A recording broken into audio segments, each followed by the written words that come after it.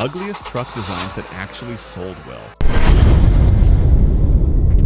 These aren't just workhorses with a few flaws. They're design disasters that still made it to showroom floors and somehow managed to rake in respectable sales numbers. 9. Subaru Baja. Introduced in 2003, the Baja answered a question nobody was asking. What if we cut off the back of an Outback and called it a truck? The result was a vehicle that couldn't decide if it was an SUV, a wagon, or a pickup truck. So it decided to be all three, and excelled at none. With its four-door cab abruptly transitioning to a stubby bed barely large enough for a couple of grocery bags, the Baja looked like an Outback that had suffered an unfortunate industrial accident.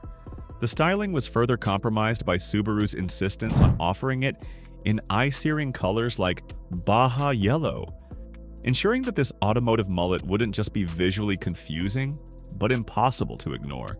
Despite its challenging aesthetic, Subaru still managed to sell nearly 30,000 Bajas during its brief production run. While this fell well short of Subaru's ambitious sales targets of 24,000 units annually, it still meant tens of thousands of people looked at this automotive platypus and thought, yes, that's the vehicle for me. The Baja found its niche with outdoor enthusiasts who prioritized Subaru's legendary all-wheel drive system and needed just a hint more utility than an Outback could provide. It's since developed a cult following, with clean examples now commanding surprisingly high prices in the used market. Sometimes being ugly and unique is better than being pretty and forgettable. 8. Ford Explorer Sport TRAC. When Ford decided to turn their popular Explorer SUV into a pickup truck in 2001, the result was a vehicle that looked like it couldn't commit to either identity. The first-generation Sport TRAC's most visually challenging feature was its excessive plastic cladding. The entire lower portion of the vehicle was wrapped in textured gray plastic that gave it the appearance of wearing an ill-fitting suit of armor. This was complemented by a short 4.5-foot composite bed that looked disproportionately small compared to the four-door cab, creating an awkward visual balance.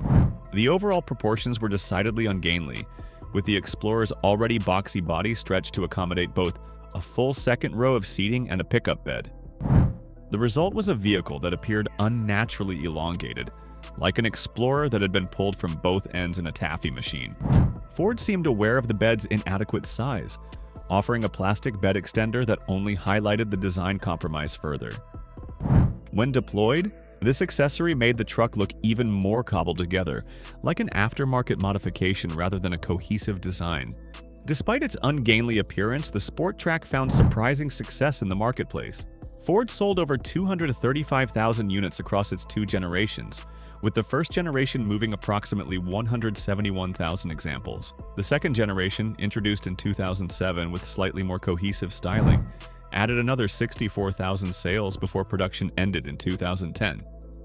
The Sport TRAC proved that American consumers would embrace automotive chimeras if they offered the right mix of familiarity and utility.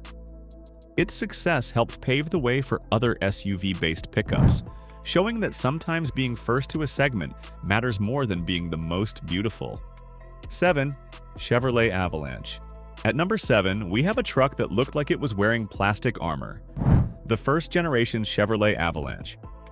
Introduced in 2001, the Avalanche pioneered the sport utility truck segment with its innovative midgate design. Unfortunately, GM decided to cover it in more gray plastic cladding than you'd find in a Toys R Us action figure aisle. The most visually offensive elements were the massive sail panels connecting the cab to the bed, covered in textured gray plastic that contrasted harshly with the body color. Add to this the aggressive front end, unnecessary body moldings, and an overall design that appeared to be trying way too hard, and you had a truck that screamed over-designed from every angle. The styling was so polarizing that by 2003, Chevrolet introduced a WBH package, without body hardware, that removed much of the cladding. By the second generation in 2007, they abandoned the plastic armor approach entirely, admitting the design mistake. Despite its questionable aesthetics, the Avalanche was a sales success, with over 580,000 units sold across both generations. The first generation alone moved over 340,000 units, proving that innovation sometimes trumps beauty. Buyers were willing to overlook the excessive plastic for the Avalanche's genuinely useful midgate feature that allowed the bed to extend into the cabin. The Avalanche taught the industry an important lesson. Customers will forgive ugly if you give them something truly useful they can't get anywhere else. 6. Honda Ridgeline. When Honda decided to enter the pickup market in 2006, they scrapped traditional truck design in favor of something unique. The most visually jarring aspect was the unusual bed with its sloping buttress walls that connected to the cab. This gave the Ridgeline the appearance of a truck wearing a permanent backpack, or as some critics described it, a minivan with a bathtub attached to the back. The awkward proportions continued with a front end that seemed too small for the body, a short hood that emphasized its unibody construction, and an overall stance that looked more like an SUV playing dress-up than a purposeful truck. Under the controversial styling was a genuinely innovative vehicle with a dual-action tailgate, in-bed trunk, and car-like handling. Honda had created a practical solution for suburban truck buyers who rarely needed traditional truck capability.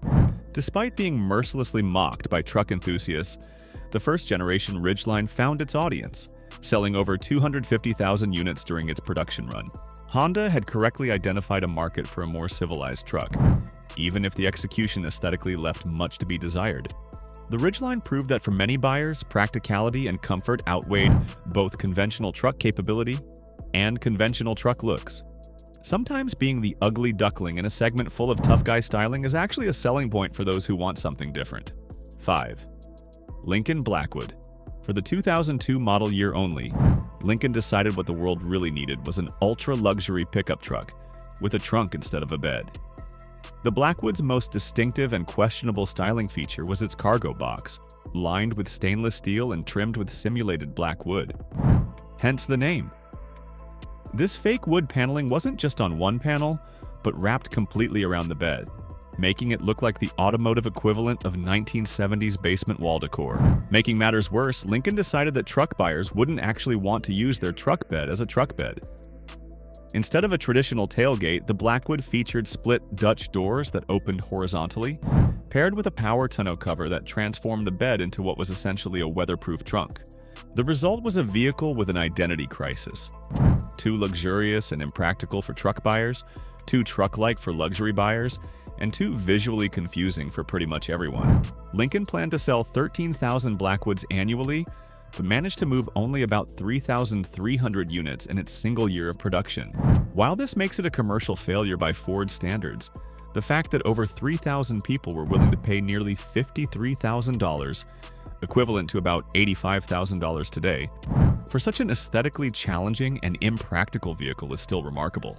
The Blackwood's lackluster sales didn't stop Ford from trying again with the more successful but equally questionable Lincoln Mark LT a few years later, proving that sometimes even failure can sell in surprising numbers. 4. Hummer H3T. Coming in at number 2 is a pickup truck that arrived just in time for both a recession and a gas price spike. The Hummer H3T. Introduced in 2009 as GM's last gasp at extending the once popular Hummer brand, the H3T combined the polarizing styling of the H3 SUV with a conventional pickup bed. The H3T's most visually challenging feature was its comically small windshield and side windows, which appeared to have been designed for a vehicle half its size. These tiny windows sat atop a massive front end, dominated by the signature Hummer 7-slot grille and chunky slab-sided fenders. The resulting greenhouse-to-body ratio gave it the appearance of wearing a helmet several sizes too small. The overall proportions were equally problematic.